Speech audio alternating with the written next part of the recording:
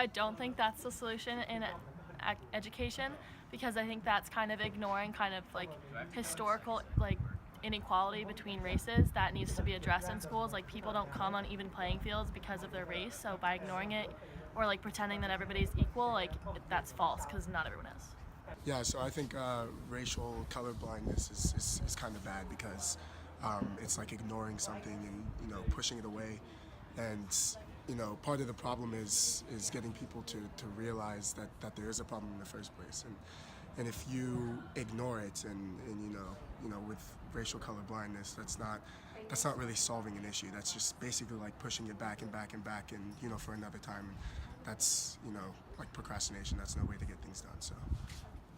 No, I do not think that color blindness is a valid solution to solving issues in schools and other academic institutions. I think that kind of, race is a part of people's identity and part of who they are as a person, and kind of just ignoring that is kind of taking away from, that individual, maybe their self of community and what they identify with. I think this is a broader issue, ignoring it, and kind of it's more about embracing people's differences and bringing it together to enhance the whole, school community. No, I definitely don't think that is a good answer. And part of the reason why I think that is that a lot of the racial biases that we have are subconscious. And so if you don't talk about it, there's no way to eliminate those subconscious biases. And so I think conversation and proactive methods of whatever type that those may be, just to address the issues and figure out actual productive ways to combat those issues and solve them, if they are solvable, which I believe they are, but it's definitely not an easy process, as history dictates, and so, yeah.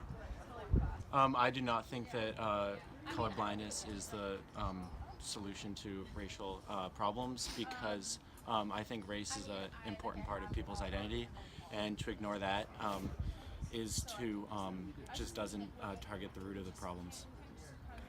I think it's important to address colorblindness in schools and to look at racial disparities, because then you can understand larger components of society and how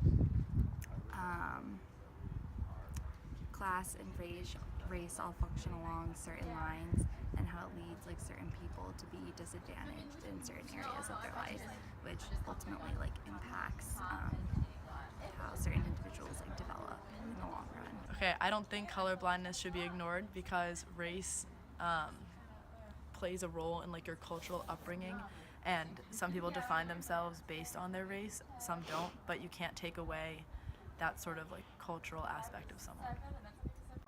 I think that colorblindness and race should be talked about and not ignored, because it is something that is ingrained in everyone's mind, and we can't just ignore it, because in history and like ongoing, everyone talks about race, and whether they say it out loud or not, it's something that we all think about, and the more we ignore it, the more problems that will happen. So my response to the question is no.